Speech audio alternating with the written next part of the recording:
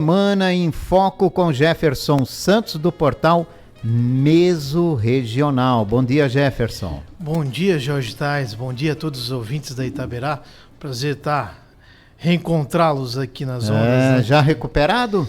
Não, ainda poupando um pouquinho. Ainda vai alguns dias, Jorge. Ah, é? Para quem não sabe, eu fiz uma cirurgia, retirada de vesícula. Algo muito comum nos dias de hoje, né? Verdade. Há uma preocupação, né? Não é algo totalmente indicável, mas em alguns casos, como era o meu, não tinha outra solução. Mas está recuperando, já dá para vir aqui, então já fui tudo certo. Muito bem. Aliás, eu fiz no Hospital Misericórdia, na Vila Itopava. SUS, tá? Doutor Geraldo, doutor Adriano, anestesista e toda a equipe médica, eu me senti surpreendido positivamente com todo o atendimento, com tudo, agilidade, e foi muito rápido, Jorge.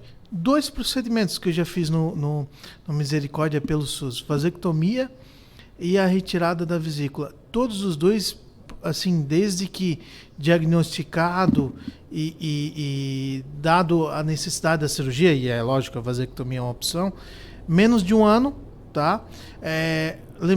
O que eu fiz também que me ajudou essa agilidade? Eu paguei os exames particulares, aí você não tem que esperar tanto por exames, aí é uma furadinha de fila, assim, uma dica que eu posso dar pro pessoal, né? Avança mais rápido todo o processo. Isso, porque daí você tem que esperar 2, 3 meses por exame. Exames, ultrassom, todos os 2 casos, foi bem barato, né? Não tem problema aí. É possível fazer, né? Acima de tudo. A Semana em Foco pelo portal Mesorregional. A gente começa, Jefferson, falando sobre a ação judicial para relocação de indígenas ali da Via Expressa. A gente já tinha falado desse problema lá, né? É um problema e o governo municipal decidiu, então, buscar a responsabilização do governo federal na justiça. Jorge, é sempre muito melhor a prevenção do que o remédio.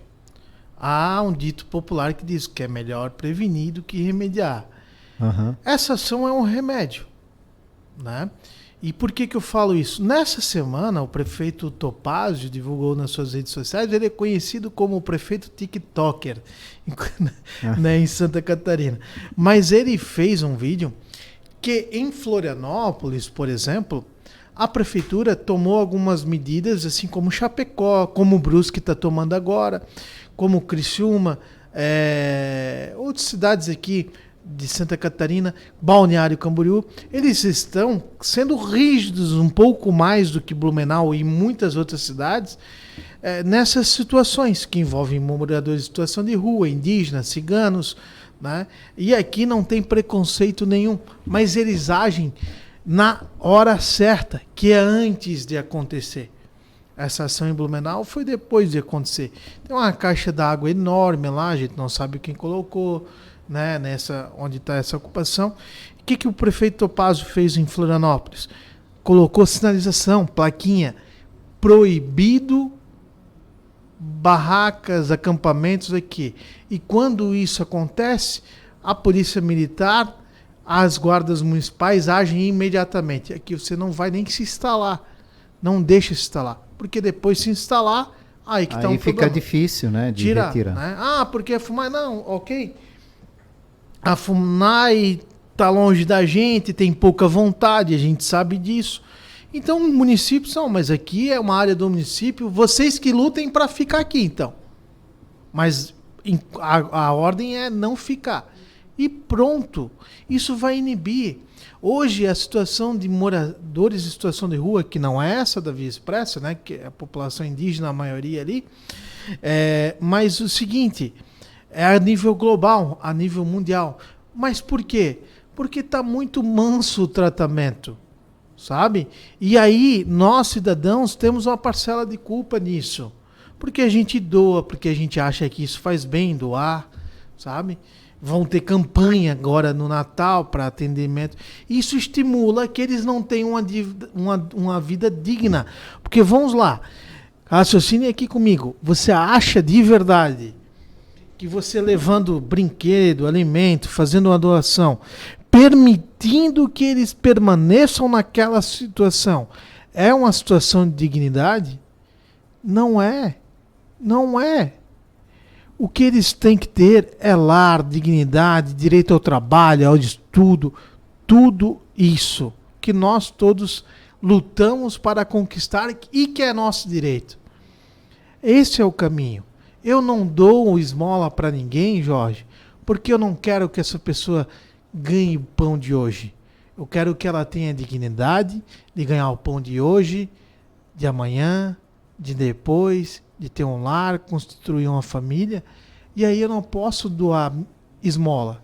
Eu tenho que gerar oportunidade. E quem quer oportunidade, Blumenau está cheio delas. Falta gente para trabalhar na cidade. Mas a forma que o governo achou de tentar resolver essa situação ou controlar essa situação foi com essa ação na justiça para responsabilizar o governo. O Mário não vai fazer ações como dessas cidades que eu citei, até o Rio de Janeiro está entrando com ação contra a própria decisão do Supremo Tribunal Federal para intervir, sim, nessas situações. Mas o Mário tem essa veia social, ele é assistente social, ele conhece Serene, essas entidades na sua realidade e por opção dele eu tenho esse é um pensamento que ele tem, né? E aí, né, ninguém pensa igual, óbvio, mas então isso ele sempre vai agir dessa forma, isso é evidente. Bom, olha, um lado de uma notícia assim que chama atenção para a gente refletir um pouquinho sobre a nossa responsabilidade também com o serviço público. Alunos da Escola Pedro II e do João Wiedmann fizeram um manifesto no início desta semana, porque no final de semana aconteceu a eleição dos projetos, das propostas, dos planejamentos dos candidatos a diretores da rede estadual de ensino. O processo semelhante ao processo que é a eleição de diretor agora aqui em Blumenau.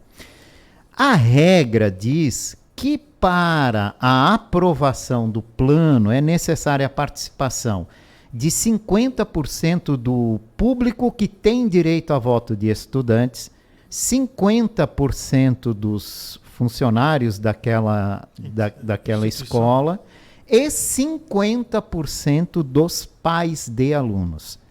Então, dois candidatos, né, que já são diretores nas escolas, tanto João Wiedmann quanto no Pedro II, concorreram como projeto único e acabaram não conquistando a eleição por falta de participação dos pais.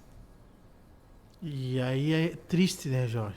Que os próprios alunos depois tiveram que ir, os próprios filhos, muitas vezes, fazer um manifesto para pedir para o governo do estado manter esses diretores.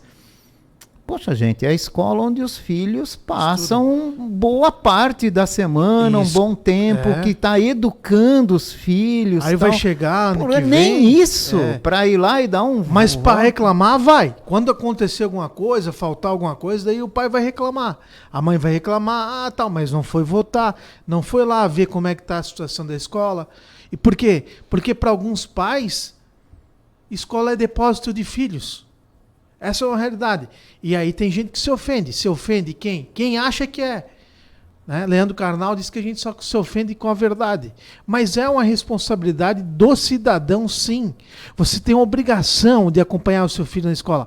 Aliás, educação vem de casa, né? E essa é uma educação que talvez você não teve e que você também não está passando para o seu filho. Que é acompanhar ele, né? E aí os seus netos talvez terão a mesma a falta de representatividade familiar dentro do ambiente escolar. Porque você não está dando exemplo para o seu filho. E ele provavelmente não vai dar exemplo para os seus netos. Mas a gente precisa evoluir. Deus, né, permite que a gente evolua enquanto seres humanos. E essa evolução pode gerar pessoas melhores para um futuro. Ou piores. Depende da gente. Uhum. Tem gente que diz, que mundo queremos deixar para os nossos filhos? Eu penso que filho eu quero deixar para o mundo. É por isso mesmo, situação, ontem eu fui no encerramento da escolinha da minha filha, me emocionei, porque é uma vez no ano. E é um momento, Jorge, que a gente nunca mais vai ter na vida. E bem isso, exatamente. E outra coisa, né? O teu filho passa boa parte da infância dele na escola. Exatamente. Então você tem que saber que ambiente é esse, você tem que contribuir para que esse ambiente seja bom. E a responsabilidade. A gente cobra muito aqui dos governos sobre evolução na educação. Uhum. A gente precisa evoluir na educação. Se a gente não tem pais comprometidos com isso, com a educação dos filhos, vai ser muito difícil a gente conseguir evoluir nas escolas públicas. Então, os pais precisam participar mais da vida das escolas para poder cobrar mais e exigir mais nessa evolução da educação que a gente precisa. Olha, Jorge, fato que aconteceu aqui em abril. Um monte de gente esperneando por causa das seguranças nas escolas e tudo mais. Porque é inexplicável, não há justificativa de uma ausência tão grande nessas duas escolas por parte dos pais. Há de se puxar a orelha. E há de se puxar a orelha, talvez, também a própria direção atual da escola, que precisava envolver os pais. É difícil, mas também é possível. Também tem, né, a sua parcela de culpa, o próprio governo, né, a direção, mas não dá para tirar a responsabilidade, o peso principal das costas dos pais. Pai e mãe precisam ir. E olha, hoje uma grande parcela nem tem mais, né? Nem moram mais com os filhos. Ou às vezes é só o pai, ou às vezes é só a mãe. A maioria das vezes só as mães. Mas o pai tem a obrigação sim de ir lá, voltar a conhecer qual ambiente. Por quê? Porque depois que haver uma situação de violência, de drogadição, aí o pai vai espernear, vai querer colocar a culpa no poder público. E aí é quando acontecer, né? Não é se. Nos dias de hoje é quando acontece, não é se acontece. A gente sabe disso. Então, pais, vocês falharam e falharam muito feio. E parabéns para quem foi, né? Parabéns para todos os outros escolas. Exato, né? Que participe e se preocupa com a educação dos filhos. Vamos virando aqui de assunto. Vão ser realizados, olha essa notícia e você me diz se tu acha que é viável, que pode dar certo. Vão acontecer testes utilizando acostamento da BR-101 entre Itapema e Itajaí, para ver se com isso se consegue improvisar uma terceira faixa nos dois sentidos, norte e sul, e diminuir esses congestionamentos que cada vez aumentam mais nessa região, principalmente agora com o verão, o pessoal vai muito para o litoral. Será que essa pode ser uma medida de aliviar o sofrimento de quem está na estrada aí naquele trecho? Jorge, algo semelhante como construir um corredor de ônibus exclusivo para ônibus e liberar para todos os demais veículos, né? Mais ou menos por aí. Só que tem um agravante nisso aí. Eu nem sei se tem acostamento no trecho todo entre Itajaí e Itapema. Tem? Quando a rodovia é duplicada, ela obrigatoriamente tem que ter acostamento, né? Em todo o seu trecho.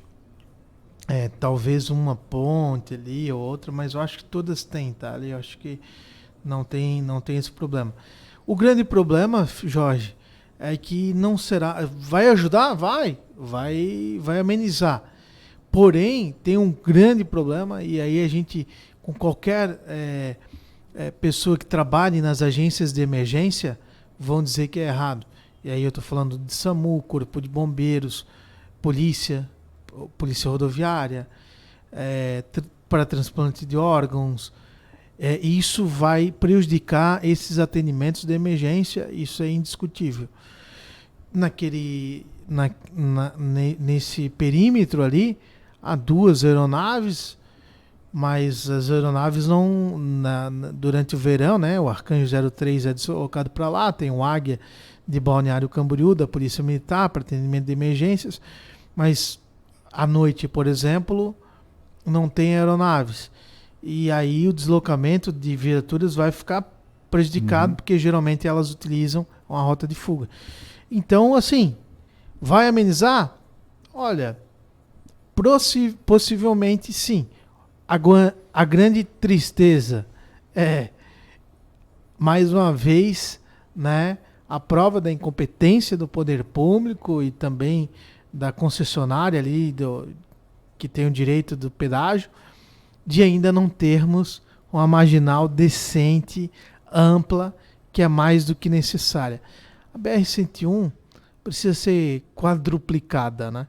Essa que é uma realidade, e eu acho que é uma realidade que a gente não vai ver por muito tempo. Acho que nossa geração, Jorge, não consigo acreditar, mesmo que a gente faleça aí acima dos 100 anos, não consigo acreditar que a gente vai ver uma obra de uma 101 quadruplicada aí. E já se prepare também, porque a 470, mesmo com todo o trecho de duplicação, deve apresentar muitos congestionamentos durante o verão. Cada vez mais as pessoas têm acesso ao seu próprio veículo. E cada vez mais tem mais veículo rodando, né? E as estradas não acompanham o aumento da frota. Não. Talvez daqui 20, 30 anos a gente vai ver uma redução de frota, né? Mas por enquanto vamos seguir com o aumento da frota. Vamos seguir, Mas aí a gente vai no talvez, né? Não dá para saber se daqui 20, 30 anos vai ter essa redução ou não. Outro assunto também dessa semana, tem dois aqui que eu quero juntar num só para você comentar, Jefferson. Reforma administrativa do governo do estado. Teremos mais espaço para Blumenau? E o Pix, para pagamento de impostos estaduais e até de fianças judiciais. Vou começar pelo Pix. O projeto foi aprovado na quarta-feira. Isso, apresentado pelo deputado do Partido Novo de Joinville, ele é Matheus, me fugiu o nome dele agora, peço perdão. Mas ele tem projetos bons, tá? O deputado ali do Partido Novo, ele é de Joinville. E a relatoria do Lunelli, né? De Jaraguá do Sul. E Mato Grosso do Sul e São Paulo já adotam, funciona muito bem. Rio Grande do Sul também entrou com um projeto em maio desse ano, acho que já deve estar sendo aprovado por lá também. E é válido.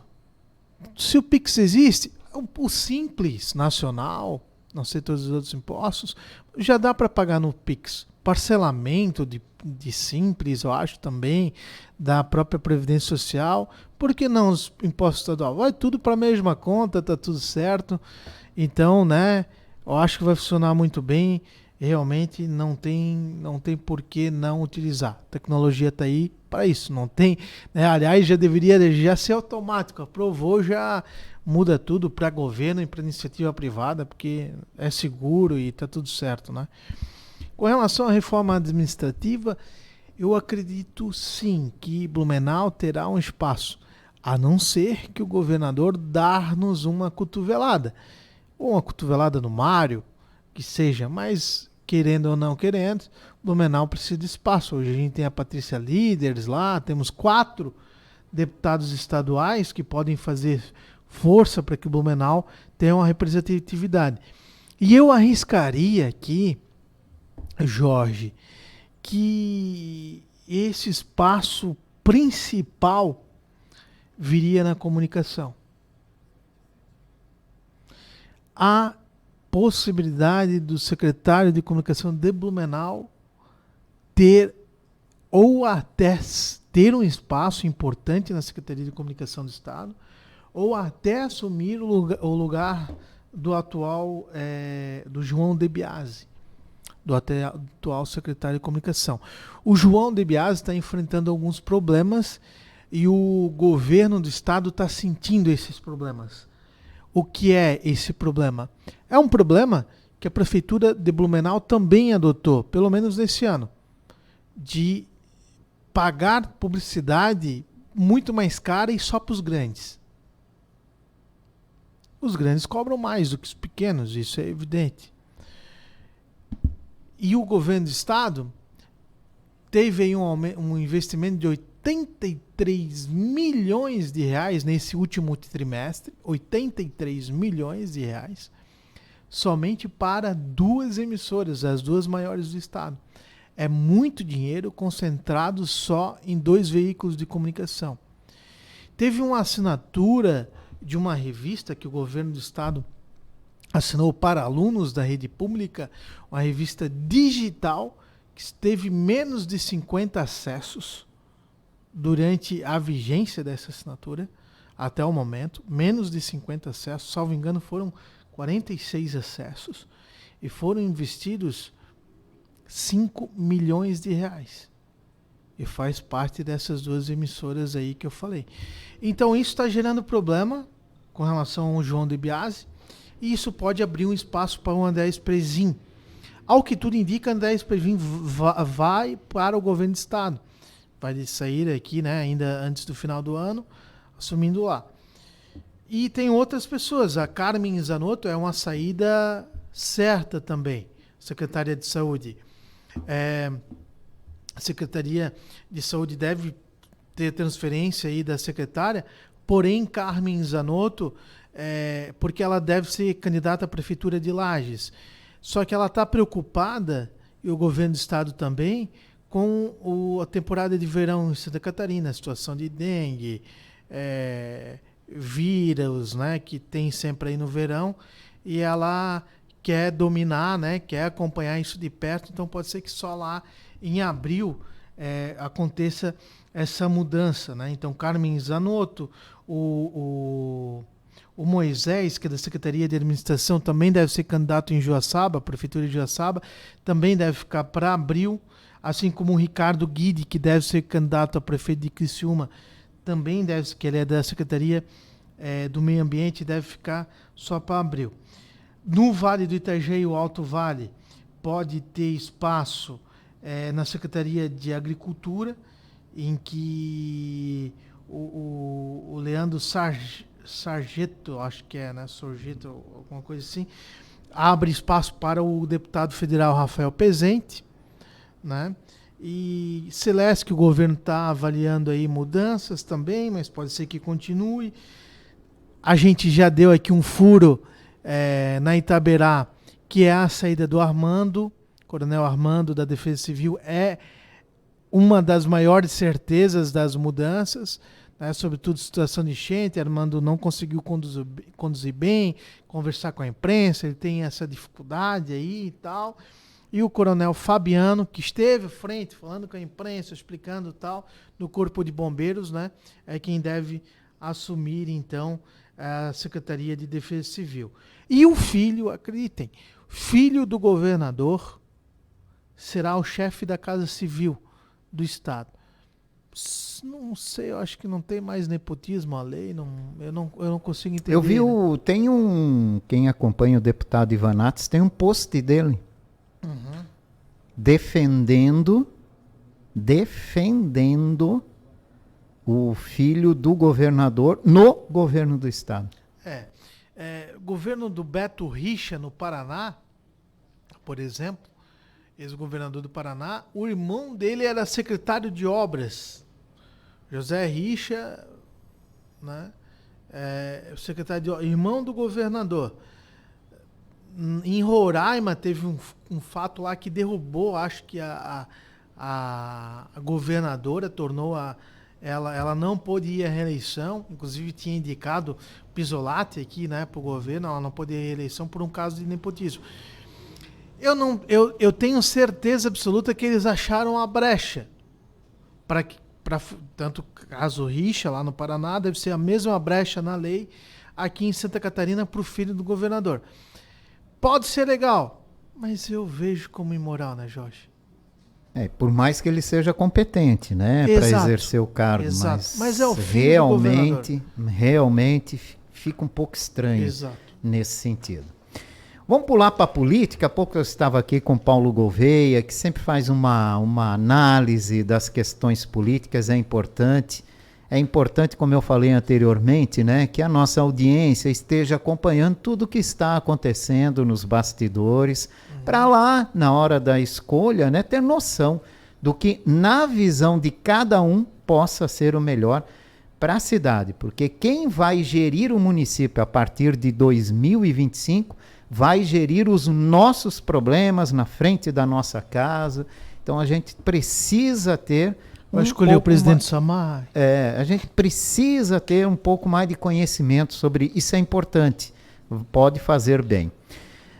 Mário e Maria no PL. Maria Regina segue como a pretendida na sucessão. Pelo menos o Mário está demonstrando isso, né? É a candidata do atual governo, pelo menos é o que a gente nota. Insistentemente, né? Exato. Para a sucessão do Mário Hildebrand. Vai mesmo? Está garantido? Eu conversei com uma fonte aí ligada ao governo que disse que é garantido. É só uma questão de data para assinar e que deve ser agora, em dezembro ainda. Eu acho que isso vai acontecer ano que vem. Mudou? Talvez até aconteça, né? Esse ano, mas a princípio pode ser ano que vem. E o Mário e a Maria no PL, a não ser que as coisas mudem também, né? Acho que essa reforma administrativa vai dar uma noção. A ida do André Spezin, como você trouxe aqui, para o governo do estado é a porta que se abre, né? É a porta que se abre. E aí as pesquisas que os partidos estão fazendo aí e tal, estão indicando a Maria Regina como a candidata espontânea nas... né? Mas isso é claro, ela é vice-prefeita, todo mundo conhece e tal, outros nomes vão surgir. Então a gente vai acompanhando isso aí, É um Jorge. nome bem aceito nas pesquisas. É um nome bem aceito, assim como a aprovação do Mário continua alta. Cerca de 70%, 80% aí de aprovação do governo Mário Hildebrand na cidade, tá? São pesquisas internas, exato, mas devia inclusive haver, né, eu tenho amigos recebendo Datafolha ligações. devia fazer aqui, né? Poderia, né? Seria interessante. Vamos ter, com certeza, ano que vem, algum outro interessado em fazer. Já fui, inclusive, questionado se eu teria interesse em divulgar. Claro que sim, né? Estamos aí à disposição de empresas, de entidades, de partidos políticos, por que não? Desde que o negócio seja sério, né? Um acompanhamento, critério. Isso aí. Isso aí. Sendo sério, não tem problema. Cristiane Loureiro, a candidata das mulheres empresárias de Blumenau, está sendo isolada pelo time de Mário e Maria? De verdade. A Cristiane Loureiro, eu não sei, eu não conversei com ela ainda sobre isso, mas eu não sei se ela pretende ficar no Podemos, se ela já está procurando, já tem aliança com acho que a saída iminente do Mário do Podemos vai gerar uma debandada geral. Exatamente. Né? Vai esvaziar o Podemos. Vai esvaziar o Podemos e com isso ela vai ficar isolada no partido. E a gente sabe que um partido precisa de legenda para conseguir eleger vereadores. Porém, né, as mulheres empresárias de Blumenau, importantes, aceitam muito bem a Loureiro. Ela participou essa semana de um evento que ela foi ovacionada como candidata a prefeita, inclusive.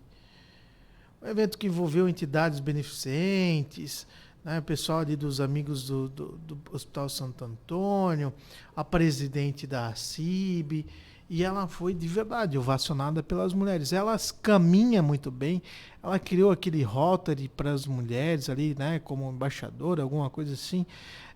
Ela tem essa liderança, ela vai nos eventos voltados ao público feminino na cidade, principalmente nesse público feminino empreendedora, né, dessas mulheres empreendedoras. E ela está se destacando bem no meio dessas mulheres, que são importantes e são a maioria, né? As mulheres são a maioria. No eleitorado, inclusive. No eleitorado, exatamente, no eleitorado, Jorge. Então, assim,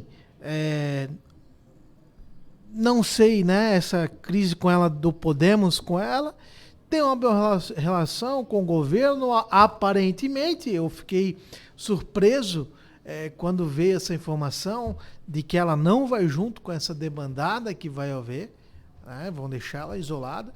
Agora, eu também não tenho dúvida de que qualquer partido pode dar uma oportunidade para ela, e partidos bons aí para ela conseguir, pelo menos, permanecer na Câmara de Vereadores, né? A primeira legislatura dela. Tá certo. Jefferson Santos, Portal Meso Regional, com a Semana em Foco, que foi notícia nesta semana pelo Portal Meso Regional. Boa recuperação, Jefferson. Obrigado, Jorge. Obrigado. Semana que vem a gente está aqui de volta. A última do ano, né, A Jorge? última do ano aqui na nossa programação. Né? Acredito. Janeiro a gente volta, né? Janeiro nós volta, né?